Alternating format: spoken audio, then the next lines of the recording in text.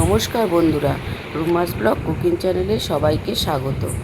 আজকে আমি রেশমি পরোটার একটা রেসিপি আপনাদের সঙ্গে শেয়ার করব।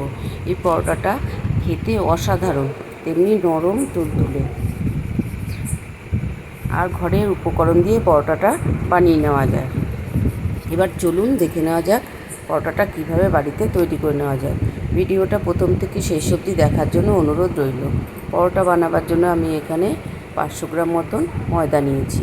আর ময়দাটার মধ্যে আমি এবারে কিছু উপকরণ দেব।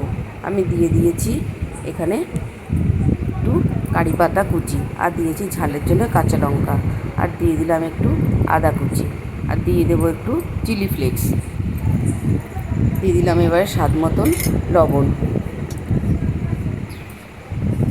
এবারে আমি দিয়ে দেব অল্প করে একটু ঘি, ময়মের জন্য আমি একটু ঘি দিয়ে দিলাম। এইবারে আমি দিয়ে দিলাম স্বাদ মতন একটু চিনি। এবার সমস্ত কিছু আমি দিয়ে দেওয়া হয়ে গেছে। এবারে আমি দুটো আলু সেদ্ধ করে, আমি আলুটাকে আগে দিয়েই সেদ্ধ করে রেখেছিলাম, সেই আলু সেদ্ধটা আমি একটু গ্রেটারের সাহায্যে এর মধ্যে গ্রেট করে দিয়ে দেব।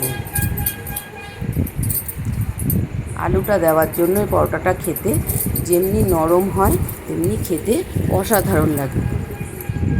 এটা আপনারা একবার বাড়িতে ট্রাই করে দেখতে পারেন। দুটো আলুকেই আমি গ্রেটারের সাহায্যে ভালো করে ঘষে ম্যাশ করে দিয়ে দিলাম। এইবারে আমি ময়দাটা আমি ভালো করে আলু দিয়ে মেখে নেব। আমি এর মধ্যে আগে থেকে জল দেব না, আলুটা দিয়ে ময়দাটা দিয়ে মেখে নেব। তারপরে যদি জল লাগে অল্প একটু জল এতে ব্যবহার করব। আমি অল্প একটু জল এতে, হাফ কাপের থেকেও কম একটু জল এতে দিয়ে দিলাম। দিয়ে ভালো করে আমি ময়দাটাকে মেখে নেব। এতে আগে একদম জল ব্যবহার করবেন না, আগে ভালো করে মেখে নেবেন আলুটা দিয়ে। তারপরে দেখবেন যদি জলের প্রয়োজন হয় তবে আপনারা জলটা এতে ব্যবহার করবেন। দেখুন আমার আর জলের প্রয়োজন হয়নি, ময়দাটা আমার সুন্দর করে মাখা হয়েছে। এবার আমি হাতে একটুখানি, যেহেতু হাতে আমার চটচটে করে লেগে যাচ্ছে আলু থাকার জন্য, সেজন্য আমি অল্প একটু হাতে ঘি নিয়ে ময়দাটাকে আবার একটু ভালো করে মেখে নিলাম। দেখুন ময়দাটা ভালো করে মেখে নেওয়া হয়ে গেছে। এবার আমি একটুখানি ময়দাটার থেকে ছোটো ছোটো করে লেচি কেটে নেব।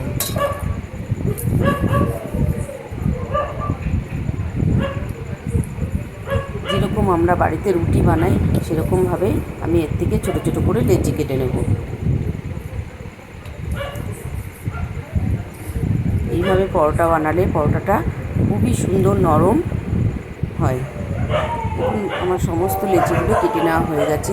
এবার আমি অল্প একটু গুঁড়ো ময়দা ছড়িয়ে আমি এই পরোটাগুলোকে বেলে নেব।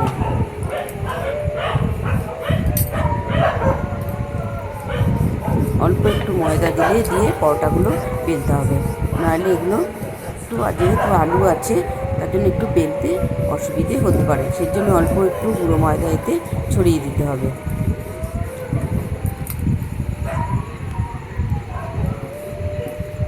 দেখুন আস্তে আস্তে আলগা হাতে পরোটাগুলোকে বেলে নিতে হবে।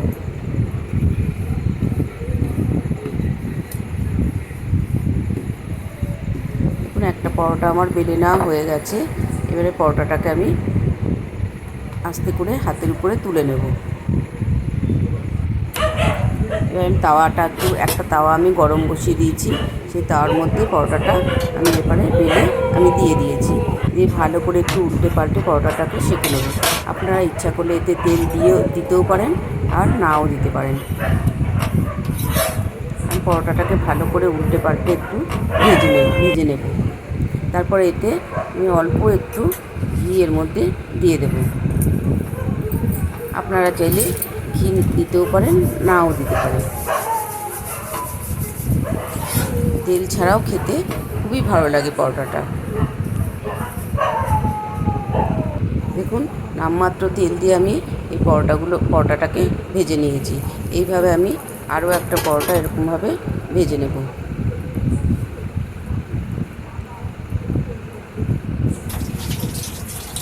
দেখুন একদম আমি অল্প একটু তেলে পরোটাগুলোকে ভেজে নিয়েছি।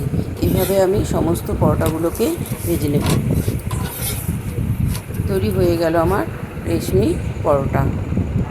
দেখুন পরোটাগুলোকে আমি সমস্ত পরোটাগুলো ভেজে নেওয়া হয়ে গেছে। এবার আমি এই পরোটাগুলোকে গরম গরম তরকারির সঙ্গে সার্ভ করে দেবো। খুবই সফট পরোটাগুলো তৈরি হয়।